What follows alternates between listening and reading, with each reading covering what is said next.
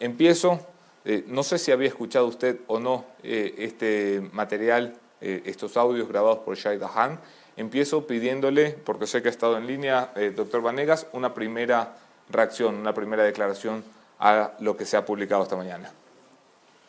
Hola Anderson, buenos días. Muchas gracias por la invitación. Sí, la primera reacción que puedo tener es que a mí me sorprende que esto como titular se venda como algo nuevo, porque tengo la impresión de que estos audios se hicieron públicos hace más de 1 año y medio. Entonces, la valoración debería ser diferente. No debería ser, se ha revelado esta información, sino, además de que fue pública esta información hace 1 año y medio y de que la Fiscalía hizo 1 millón de peritajes sobre la información, la justicia de este país no hizo absolutamente nada. Yo creo que eso sería mucho más escandaloso y creo que debería ser ahí hacia donde se debería enfocar cualquier tipo de noticia. Porque todo lo demás, es decir, este es un intento para tratar de aperturar nuevos casos o para tratar de volver a investigar lo mismo, es un intento fallido, porque nuestra legislación prohíbe juzgar 2 veces por lo mismo. Doctor Vanegas, usted es abogado de la contraparte de la familia Bucaram, del señor Orem Sheyman, entiendo, es su defendido. Le voy a pedir un poco de objetividad en la declaración o en la respuesta que me dé a la siguiente pregunta. Escuchados los audios, procesados los audios, más allá de la sorpresa natural de que un presidente converse con un recluso, más allá de la sorpresa natural de las declaraciones que se dan sobre amenazas, ¿hay algo que nos lleve a sospechar que aquí pudo haber algún delito, que el expresidente Bucaram hacía algo fuera de la ley? Primero que nada, yo quisiera aclarar que yo no soy abogado de la contraparte, yo soy abogado de uno más de los procesados en esta causa. Es decir, todos están con el mismo estándar procesal. La contraparte vendría a ser la Fiscalía. Eso es importante, sí. Porque no es un litigio de uno contra el otro. Y luego, mira, finalmente a mí me encantaría que hoy en día podamos conversar o podamos debatir en relación a lo que ha pasado en el proceso y si es que en el proceso se hubiesen encontrado cosas que para criterio de la justicia hubiesen determinado una responsabilidad u otra, poder analizarlo desde una perspectiva jurídica. Ahora, la pregunta puede ser como una conversación de cafetería. ¿Usted cree que tienen algo que ver? Yo puedo creerlo, puede creerlo todo el país, pero es irrelevante lo que yo creo. Porque lo único que interesa es lo que esté en el proceso. ¿Cuál es la realidad procesal? ¿Y cuáles han sido las consecuencias de esa realidad procesal? Sí, pero más allá de sus creencias, de si lo cree o no lo cree, a mí lo que me interesa es si en los audios a los que ha tenido acceso el sistema de justicia y luego la prensa, ¿existe algún material, alguna línea, alguna frase que debería de motivar a que la Fiscalía hiciera algo? Un acto urgente, si hicieran una pericia, si hicieran tomaran declaraciones, ampliación de versiones, no sé. ¿Hay algo que debería cambiar en el proceso una vez que un fiscal escucha estos audios? Yo creo que podrían desprenderse muchísimos indicios. Pero repito, es decir, no estamos en agosto del 2020, estamos en diciembre del 2021. Anderson, vuelvo a ser insistente en este tema. Esto ya pasó, ya se exploró, ya se valoró por Fiscalía. ¿Cómo se utilizó? Es algo que hay que reclamarle como ciudadanía a la Fiscalía General del Estado, porque la pretensión punitiva del Estado representa el interés de la sociedad, el interés de justicia, ni siquiera de venganza, que sería un concepto erróneo. Y la Fiscalía contaba con insumos, tenía estos insumos, fueron públicos en medios de comunicación, había procedimientos para darles validez o legalidad, por supuesto que los existía. ¿Se hizo el procedimiento correcto? Yo tengo que ser crítico, no soy abogado, como tú dices, de la contraparte. Bueno, entiendo por qué la reflexión, soy abogado de uno de los procesados, pero entiendo que había una tensión entre este procesado y los demás procesados, eso es cierto. Entonces yo te puedo decir, como abogado, que desde mi punto de vista, el seguimiento que se le dio al proceso no fue del todo el correcto, porque si es que lo hubiese sido, la justicia hubiese dado una respuesta contraria a la que realmente tuvimos. Entonces, si tú me preguntas, ¿se debe hacer un acto urgente? Claro, ya se lo hizo en agosto del 2020. ¿Sirvió de algo? Esa es la siguiente reflexión. No, ¿por qué? Porque la justicia penal no se sostiene por el show mediático.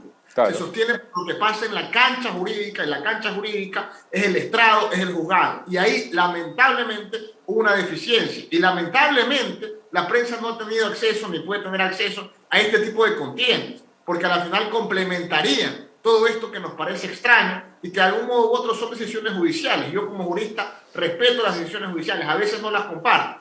Habrá recursos que la Fiscalía tendrá que imponer para lograr una decisión que a su criterio parezca más justa. pero desde la realidad actual, esta puede ser mi valoración. Un año después de la muerte de Shah Jahan, ¿la justicia tiene idea de qué fue lo que pasó? ¿El proceso nos ha arrojado luces, doctor Vanegas?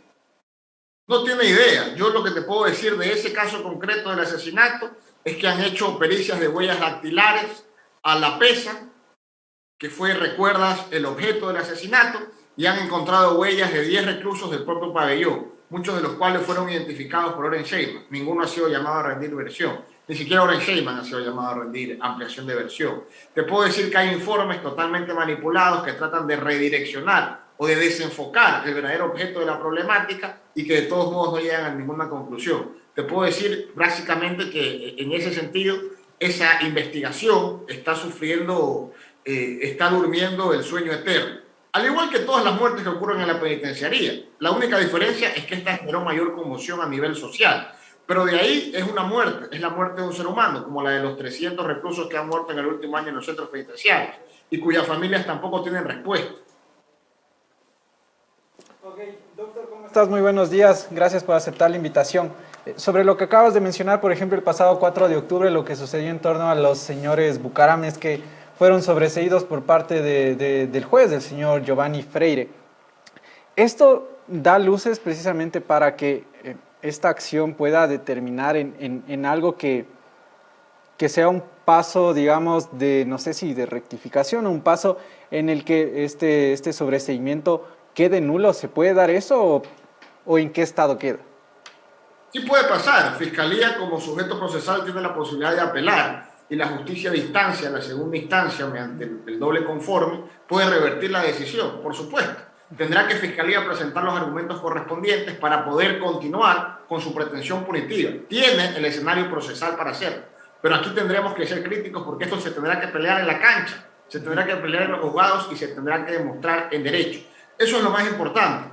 Ahora, hay una cosa curiosa, y es que en este famoso sobreseimiento de un caso cuya pretensión punitiva es un delito de delincuencia organizada, que son palabras mayores, se termina dejando como la presunta banda a Oren Sheyman, a un extranjero que a estas alturas del partido, ya puedo decir un pobre extranjero, que vino acá a buscar dinero fácil, por así decirlo, y que ha pasado la peor tortura de su vida por todo lo que ha vivido en el último año, y un pobre agente de tránsito, que en el peor de los casos se habrá ganado unos dólares para escoltar a estos extranjeros, pero que no por eso debe ser condenado a 10 años de cárcel. Es decir, también las valoraciones a mí me parecen muy extrañas, porque es lo que, sobre esto va mi tesis doctoral, ¿no? Cómo el derecho penal se ensaña contra los más débiles, contra los pobres. Y en ese tema, por ejemplo, tú hablas de la cancha jurídica. ¿Quiénes son los jugadores en desventaja en la cancha jurídica en este proceso?